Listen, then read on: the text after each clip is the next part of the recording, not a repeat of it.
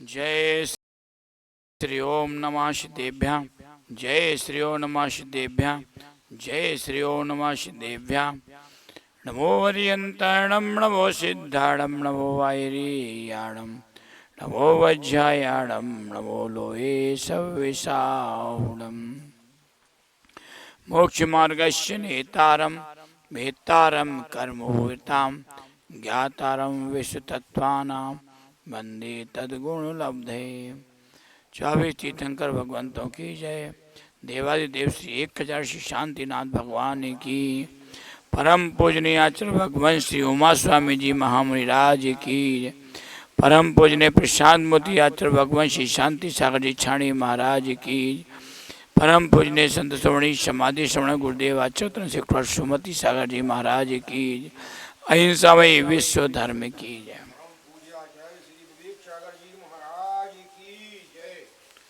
धर्म स्नेह महानुभाव आचार्य भगत उमा स्वामी जी महाराज ने तत्वसूत्र ग्रंथ की चर्चा करते हुए ज्ञानों की चर्चा की।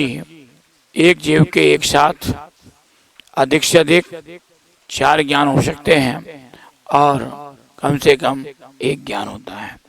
तो इस प्रकार से केवल ज्ञान के होने पर शेष ज्ञान नहीं हो पाते हैं, क्योंकि जब संपूर्ण ज्ञानावरणी कर्म का क्षय हो जाता है तो क्षयोपशम ज्ञान वहाँ पर नहीं टिक पाते हैं। इसलिए केवल ज्ञान अकेला ही रहता है।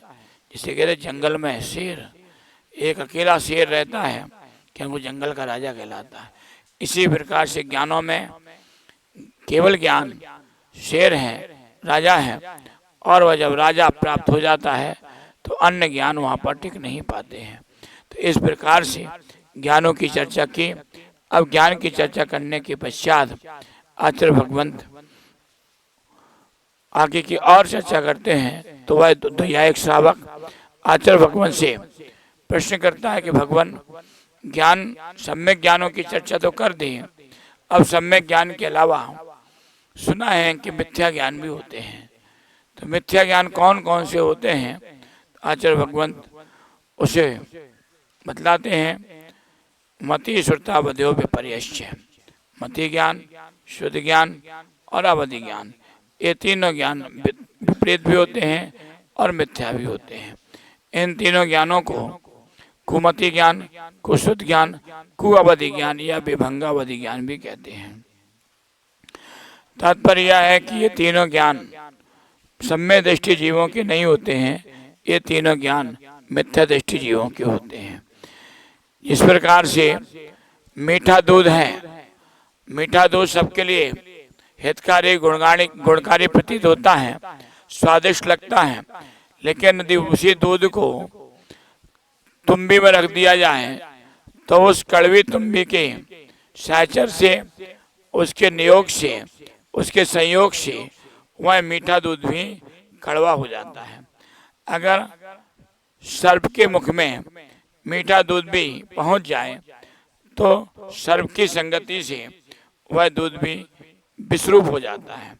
उसी प्रकार से आत्मा भी है। जब यह मिथ्यात्व दशा को प्राप्त होती है तब उस मिथ्यात्व के संयोग से मिथ्या ज्ञान, जो ज्ञान है वह ज्ञान भी मिथ्या हो जाते हैं। इसलिए वास्तविकता में ज्ञान विपरीत नहीं है, लेकिन जब श्रद्धा विपरीत होती है तो वह ज्ञान भी विपरीत हो जाता है। जैसे पूर्व में आचार्य भगवंत ने कहा था कि सम्यक दर्शन होने पर ही वह ज्ञान सम्यक ज्ञान होता है। इसी प्रकार से श्रद्धा विपरीत होने पर, श्रद्धा मिथ्या होने पर वह ज्ञान भी विपरीत या मिथ्या हो जाता है। जिस प्रकार से और भी अपन बहुत सारे उदाहरण ले सकते हैं। जैसे किसी व्यक्ति के लिए पीलिया का रोग हो जाए और पीलिया रोग वाले के लिए चांदी के पात्र में यदि दूध भी पीने को दिया जाए तो पीलिया रोग वाले को वह दूध, वह चांदी का पात्र पीला ही प्रतीत होगा। यद्यपि जो निरोगी है उसे वह सफेद दिखाई दे रहा है, लेकिन पीलिया रोग वाले के लिए वह पात्र दूध पीला ही नजर आएगा। इसी प्रकार से जिस प्रकार के चश्मा को आंखों पर लगा लेंगे, जिस प्रकार के चश्मे का रंग होगा उसी प्रकार की बाहर की वस्तुएं भी दिखाई देती हैं। वस्तु तो जैसी है वैसी रहेगी, लेकिन उस चश्मे का रंग बदलने पर वस्तुएं वैसी ही दिखाई देती हैं। इसलिए मिथ्या दृष्टि जीव का जो ज्ञान है, वह ज्ञान उस विपरीत सिद्धांत से वैसा मिथ्या हो जाता है, विपरीत हो जाता है। इस प्रकार से आचार्य भगवान उमा स्वामी जी महाराज ने सम्यक ज्ञान के पश्चात मिथ्या ज्ञानों की चर्चा भी की है। अब आगे और कहते हैं कि मिथ्यात्व रूपी जो कीचड़ है, उसके संसर्ग से हमारा ज्ञान रूपी जो रत्न है वह भी दूषित हो जाता है।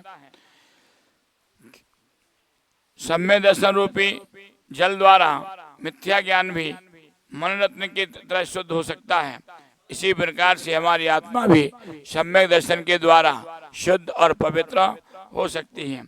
अब आगे वह द्वैयायिक श्रावक आचार्य भगवान उमा स्वामी जी महाराज से प्रश्न करता है कि हे भगवान, आपने मिथ्या ज्ञान तो बतला दिए कि मिथ्या ज्ञान कौन कौन से होते हैं, लेकिन यह बताने की कृपा कीजिए कि वह मिथ्या ज्ञान का कारण क्या है, मिथ्या ज्ञान होने के कारण क्या है।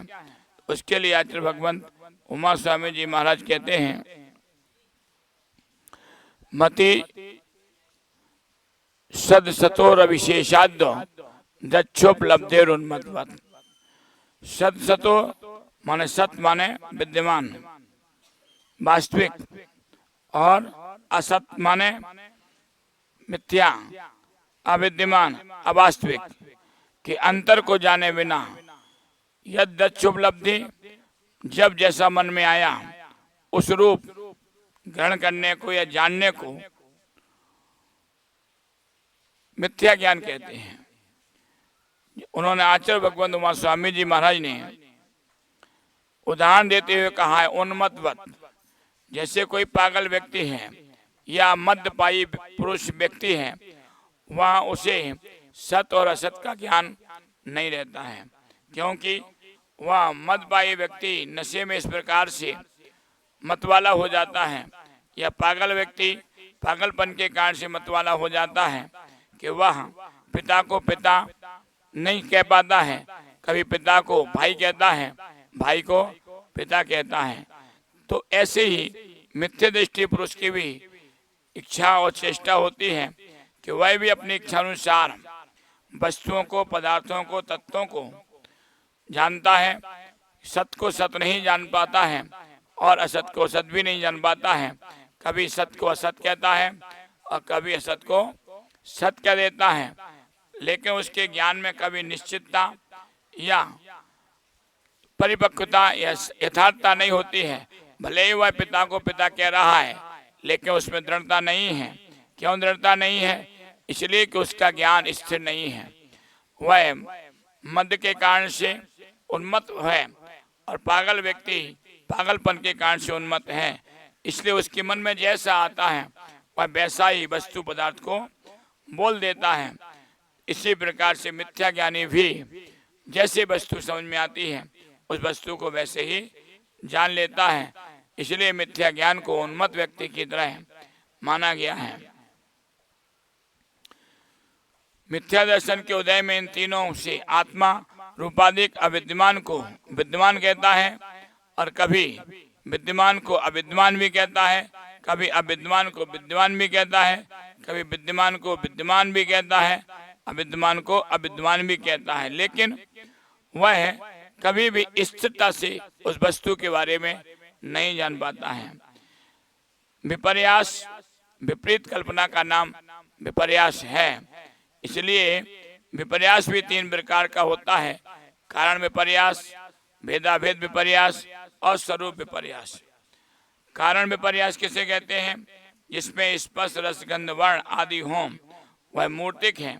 कोई मानता है स्पर्श रस आदि अमूर्तिक द्रव्य से बना है, कोई मानता है अग्नि पृथ्वी आदि परमाणुओं से बना है, तो ये कारण विपर्यास हुआ। भेदाभेद विपर्यास, कोई कारण से कार्य का भेद मानते हैं, कोई कारण से कार्य को अभेद मानते हैं। जैसे रोटी आटे से बनी है, कोई रोटी को अलग और आटे को सर्वथा अलग मानते हैं, तो ये भेदाभेद विपर्यास हुआ। कोई स्वरूप विपर्यास, कोई रूपादि को निर्विकल्प और कोई रूपादि को भिन्न ही कल्पना करता है। इसी प्रकार जीव को कोई शरीर अथवा पंचभूत तत्व मानता है और कोई जीव को जीव मानता है। तो इस प्रकार से तीन प्रकार से विपरीत विपर्यास भी माने जाते हैं, मति ज्ञान, शुद्ध ज्ञान, अवधि ज्ञान।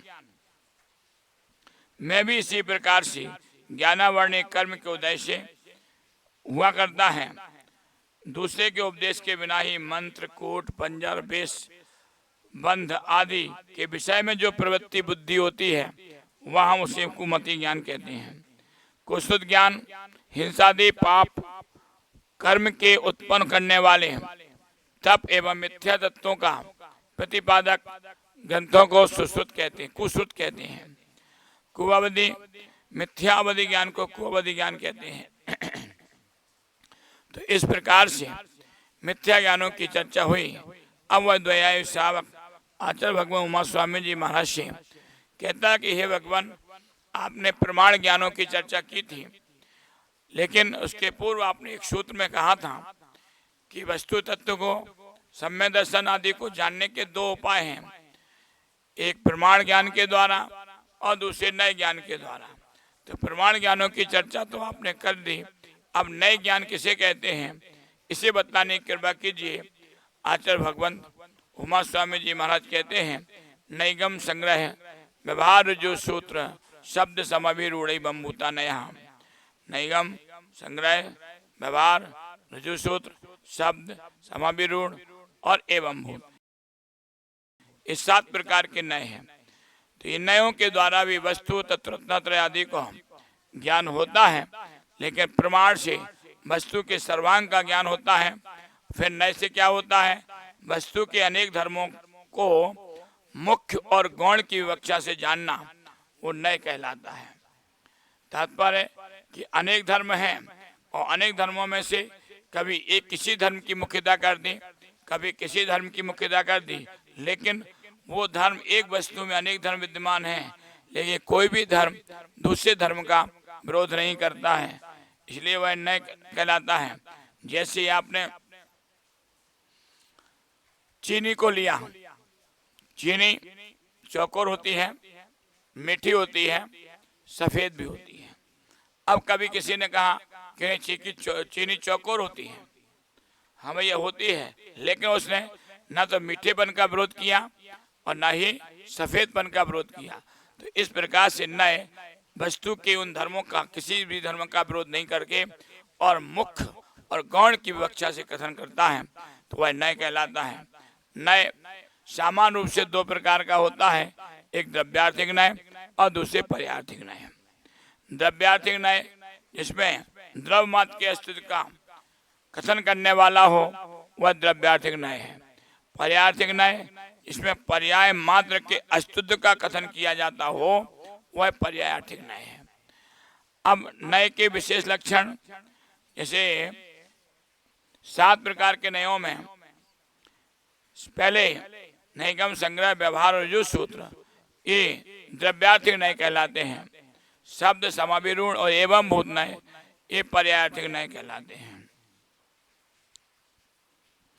अब वो कहते हैं कि नैगम नय किसे कहते हैं, तो कहते हैं कि जो भूत भविष्यत पर्याय की वर्तमान में संकल्प करना उसे नैगम नय कहते हैं।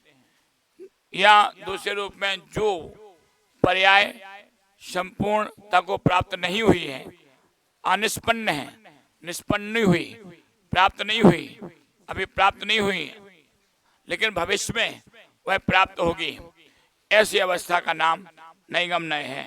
जैसे किसी ने कहा, जैसे कोई व्यक्ति लकड़ी का गट्ठा मोटी लकड़ी को रखे हुए हैं और आरी को भी रखे हैं, और उससे कोई पूछे क्यों भाई क्या कर रहे हो, वो कहे भाई मैं इससे तख्त बना रहा हूँ, चौकी बना रहा हूँ, आदि आदि कुछ भी कहे, लेकिन अभी चौकी बनी नहीं है, तख्त बना नहीं है, लेकिन लकड़ी के पटिये निकालने वाला है और उन पटियों से वो चौकी बनाएगा या तख्त बनाएगा। तो ये अनिष्पन्न पर्याय हुई है। इसी प्रकार से कोई व्यक्ति, कोई महिला से कोई महिला चावल को शोधन कर रही है, बीन रही है, धो रही है, और कोई उससे पूछे कि भाई क्या कर रहे हो, तो वह कहे कि मैं भात बना रही हूँ। तो भात बना तो नहीं है, चावल निकाल के तैयारी कर रही भात बनाने की, तो यह अनिष्पन्न पर्याय है। तो इस प्रकार से नैगम नय में अनिष्पन्न पर्याय, जो पर्याय अभी निष्पन्न हुई, पर्याप्त प्राप्त नहीं हुई है, और उसके बारे में कथन करना, वह नैगम नय कहलाता है। संग्रह नय, जो नय अपनी जाति का विरोध नहीं करके और अनेक वस्तुओं को, उनकी पर्यायों को एक रूप से ग्रहण करता है, ऐसे ज्ञान या वचन को संग्रह नय कहते हैं। जैसे किसी ने कहा जीव, तो जगत में जितने भी निगोदिया जीव से लेकर सिद्धों तक के जीव, जीव मात्र संपूर्ण जीवों का ग्रहण हो गया। किसी ने कहा द्रव्य, तो 6 द्रव्यों का ग्रहण हो गया। तो इनमें किसी ने अपनी जाति का या अपने वस्तुओं का किसी का विरोध नहीं किया, और लेकिन सबका कथन कर लिया, तो इसका नाम है संग्रह नय। इस प्रकार से व्यवहार नय, जो नय संग्रह नय के द्वारा ग्रहण किया गया और उससे ज्ञात पदार्थों का विधि पूर्वक भेद करता है, वह व्यवहार नय है। जैसे जीव, किसी ने कहा जीव, तो जीव के 2 भेद हैं, एक संसारी और दूसरा मुक्त। किसी ने कहा द्रव्य, द्रव्य के 2 भेद हैं, एक जीव द्रव्य और दूसरा अजीव द्रव्य। तो इस प्रकार से भेद करना, या किसी ने कहा संसारी जीव, तो मनुष्य, देव, नारकी, त्रियंश, 1 इंद्री, 2 इंद्री, 3 इंद्री, 4 इंद्री और पंचेंद्री आदि आदि जो है अनेक प्रकार से भेद हो जाना, उसका नाम है व्यवहार नय। व्यवहार नय के पश्चात ऋजु सूत्र नय आता है, जो नय भूत एवं भविष्य की पर्यायों को छोड़कर के वर्तमान पर्याय को ही ग्रहण करता है, या उस ज्ञान या वचन को ऋजु सूत्र नय कहते हैं। जैसे किसी ने वर्तमान में जो पूजा कर रहा है, पूजा करते समय ही उस व्यक्ति को पुजारी कहना, न भूतकाल में क्या था, न उसके विषय में चर्चा, न भविष्य काल में क्या होगा, न उसकी चर्चा। वर्तमान में जो पूजा कर रहा है उसे पुजारी कहना, वहां ऋजु सूत्र नय है। शब्द नय, जो नय लिंग, संख्या, साधन, कारक आदि के दोषों को दूर करता है, ऐसे ज्ञान और वचन को शब्द नय कहते हैं। जैसे चलता है, किसी ने कहा भार्या, तो भार्या स्त्रीलिंग में होता है, अर्थ स्त्री ही है। दारा, इसका अर्थ भी स्त्री है, लेकिन दारा शब्द पुल्लिंग का है। कलत, कलतमान में भी स्त्री होता है, लेकिन इस शब्द नपुंसक लिंग का है। तो ये तीनों शब्द लिंग वाले होने पर, तीनों लिंग के होने पर, लेकिन पर्याय एक ही स्त्री पर्याय है। कथन किसका है? स्त्री का है, तो स्त्री वाचक है, लेकिन लिंग की अपेक्षा से तीनों अलग अलग हैं। तो यह शब्द न हुआ कि पदार्थ को लिंग के भेद से गलतियों को, दोषों को दूर करता है, वह शब्द नहीं कहलाता है।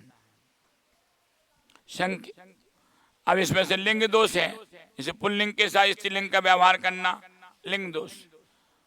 संख्या दोष, बहुवचन को एक वचन में बोलना, एक वचन को बहुवचन में बोलना, कि जैसे वह लड़के जाता है, लड़का जाते हैं, तो ये जो है संख्या दोष कहलाया। समाभिरूढ़ नय किसे कहते हैं?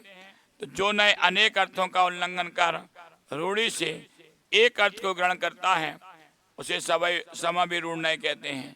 जैसे इंद्र, शक्र, पुरंदर, यह दूसरे रूप में गाय, मुंडी गाय या पशु मात्र को ग्रहण कर लेना, कि पशु कह देना, उसमें ग्रहण कर लेना।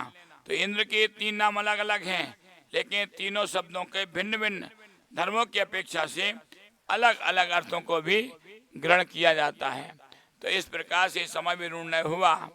अब एवं भूत नय, जिस शब्द का जिस क्रिया रूप अर्थ है उस क्रिया रूप वह पदार्थ का परिणमन करे और उसमें परिणमन रूप पदार्थ को ग्रहण करने वाला जो वचन ज्ञान है वह एवं भूत नय है। जैसे डॉक्टर वर्तमान में मंदिर में पूजा कर रहा है तो उस समय वह पुजारी है, डॉक्टर होते हुए भी क्या कर रहा है, पूजा कर रहा है, तो उसको पुजारी के डॉक्टर नहीं कहा। तो इस प्रकार से ये सातों नय निरपेक्ष हैं और मिथ्या हो जाएंगे, किंतु सापेक्ष रह करके सम्यक होते हैं। नए अगर निरपेक्ष हैं तो वे मिथ्या कहलाएंगे, लेकिन नए एक दूसरे के सापेक्ष है इसलिए वह सम्यक होते हैं। कार्य सिद्धि के लिए सातों नए सहायक होते हैं। सातों नयों में नियम से जीव के लिए व्यवहार ज्ञान आदि का ज्ञान होता है और वह जीव के लिए सूक्ष्म पदार्थों का ज्ञान कराने में कारण होते हैं। इसलिए जिस समय जिस क्रिया की प्रवृत्ति जीव के लिए होती है, किसी मनुष्य को पापी लोगों की संगति करते देखकर निगम नियम से कहा जाता है कि यह पुरुष नारकी है। जब वह पुरुष प्राणी वध करने का विचार करता है और उस सामग्री का संग्रह करता है तो संग्रह नय से वह जीव के नारकी कह देंगे। व्यवहार नय का वचन इस प्रकार से, जब कोई मनुष्य हाथ में हथियार लेकर के शिकार की खोज जंगल में करता है तब वह नारकी कहलाता है और जब शिकार करता है तब वह नारकी कहलाता है। शब्द नय में दृष्टि में जब जंतु प्राणियों से मुक्त कर दिया जाता है तभी वह पात की हिंसा कर्म से संयुक्त मनुष्य नारकी कहलाता है। समाविरूढ़ी नय में वह तब नारकी कहलाता है जब नरक गति नाम कर्म का बंध होकर के नरक गति की अवस्था को प्राप्त होने वाला होता है। एवं भूत नय नरक गति को प्राप्त करके वहाँ के दुखों का अनुभव करने लगता है तभी वह नारकी होता है। तो इस प्रकार से तत्वाशुद्ध ग्रंथ में आचार्य भगवंतुमा स्वामी ने प्रथम अध्याय में मोक्ष मार्ग के स्वरूप का वर्णन किया है, सम्यक दर्शन के स्वरूप का वर्णन किया है, पदार्थ और उनको जानने के उपाय, सम्यक ज्ञान, प्रमाण, मति स्वदावधि ज्ञान, मनापर्य ज्ञान, केवल ज्ञान और मिथ्या ज्ञान, कुमति कुशुत को अवधि ज्ञान का वर्णन किया है और अंत में संक्षिप्त में नयों का वर्णन भी आचार्य भगवंत ने इस अध्याय में किया है। इस प्रकार से आज तत्वाशुद्ध का प्रथम अध्याय पूर्ण हुआ।